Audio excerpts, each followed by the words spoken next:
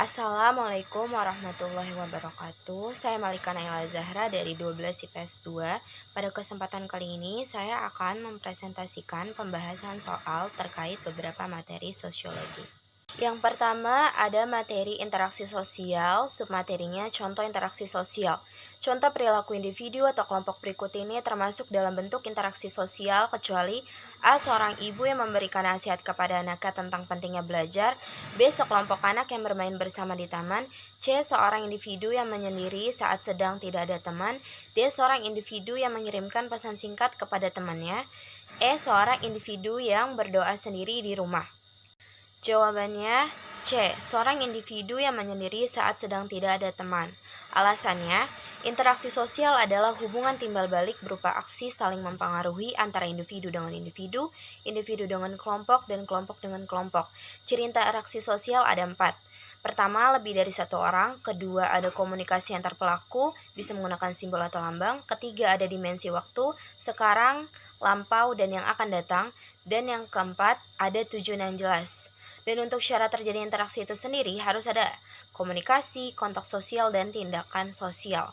Berdasarkan soal di atas, dapat disimpulkan bahwa yang bukan termasuk bentuk interaksi sosial adalah C. Dari sini saja ciri interaksi yang harusnya lebih dari satu orang sudah tidak terpenuhi. Mengapa opsi A, B, dan D salah? Dikarenakan opsi tersebut sudah memenuhi ciri dan syarat terjadinya interaksi. Sedangkan untuk opsi E, benar dikarenakan interaksi itu sendiri bukan hanya sesama makhluk sosial saja, tetapi interaksi juga dapat dilakukan dengan Tuhan Yang Maha Esa, seperti berdoa, sudah ada interaksi dan komunikasi. Soal kedua, materi perbedaan, kesetaraan, dan harmoni sosial. Submaterinya mobilitas sosial atau bentuk-bentuk mobilitas sosial. Perhatikan gambar mobilitas vertikal.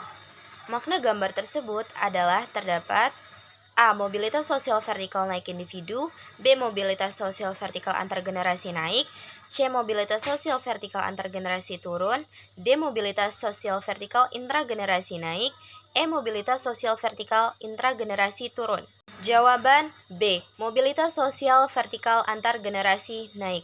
Alasan, mobilitas sosial berasal dari bahasa Latin yaitu mobilis yang berarti perpindahan status seseorang dari satu kelas sosial ke kelas sosial yang lainnya.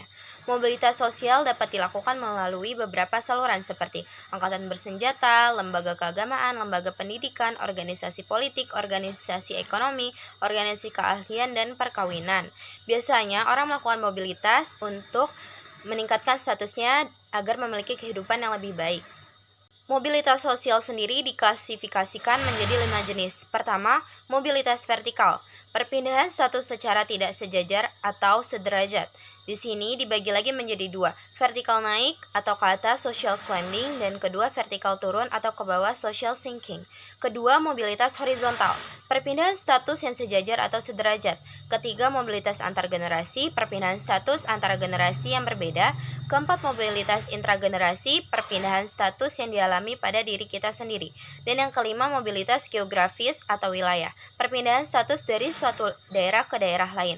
Berdasarkan bagian di atas, dapat diketahui bahwa bentuk mobilitas yang terjadi adalah mobilitas sosial antar generasi, yaitu perpindahan status antara generasi yang berbeda. Lebih tepatnya, mobilitas sosial vertikal antar generasi naik. Hal ini didasari oleh profesi pekerjaan antar generasi yang semakin membaik. Di generasi pertama, kakek nenek berprofesi sebagai penjaga sekolah dan ibu rumah tangga. Generasi kedua, orang tua berprofesi sebagai guru dan ibu rumah tangga. Dan generasi ketiga, sang anak berprofesi sebagai camat. Sehingga dapat disimpulkan ada peningkatan status sosial yang lebih baik dari generasi ke generasi. Materi ketiga yaitu penelitian sosial. Submaterinya metode pengumpulan data. Gambar atau foto di samping menunjukkan gambaran masyarakat dalam kondisi tertentu.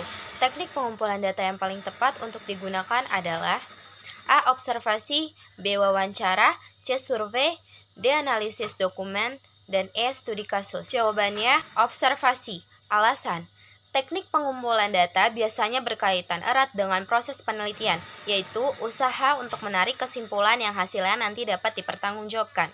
Dalam proses penelitian sosial, terdapat dua metode yang biasanya dilakukan untuk mendapatkan data. Pertama, observasi, pengamatan untuk mendapatkan data. Observasi ini tuh dibagi menjadi dua lagi, yaitu partisipasi, penelitinya ikut terlibat dalam fenomena yang diteliti atau melibatkan diri secara langsung dalam pengamatan. Kedua, non-partisipasi, penelitinya hanya mengamati dari jauh. Dalam melakukan observasi, ada 5 langkah yang harus diperhatikan. Pertama itu ada where. Where ini merupakan di mana observasi dapat dilakukan. Karena hal ini bertujuan sangat penting untuk merujuk kepada tema penelitian yang akan kita lakukan. Apakah keadaan lingkungan tersebut bisa diteliti, seperti tidak membahayakan sang peneliti. Kedua adalah who, merupakan siapa saja yang akan diobservasi. Ini berkaitan juga dengan berapa kali atau rentan waktu. Peneliti juga harus terjun langsung atau hanya mengamati dari jauh. Ini juga berperan dalam melakukan pendekatan atau keakraban terhadap orang yang diobservasi agar memperoleh data yang asli sesuai fakta. Yang ketiga adalah what, apa. Jenis data apa saja sih yang harus dikumpulkan? Yang pastinya datanya itu harus relevan dengan topik dan tujuan penelitian yang akan dilakukan untuk mendapatkan data. Yang keempat ada how. Bagaimana cara pengumpulan data tersebut agar berjalan dengan mudah? Contohnya dengan memperoleh surat izin dari pihak tertentu agar tidak dicurigai, misalnya ke RT, RW, atau pengelola tempat peneliti yang akan kita teliti. Dan yang terakhir adalah why. Di sini kita harus tahu gimana caranya kita mencatat hasil observasi, karena hal ini tuh sangat esensial berkaitan dengan laporan yang akan kita tulis nanti. Yang kedua ada wawancara. Pengumpulan data dengan mengajukan pertanyaan secara langsung. Nah, wawancara ini juga dibagi menjadi dua, yaitu wawancara berencana seperti talk show, terus wawancara tidak berencana seperti mewawancarai orang asing atau random. Berdasarkan ilustrasi pada soal, dapat disimpulkan bahwa metode yang paling tepat dilakukan untuk meneliti sekelompok penari tradisional adalah dengan melakukan observasi, karena dengan terjun ke lapangan, kita dapat mengalami kegiatan kelompok yang sedang kita teliti secara langsung.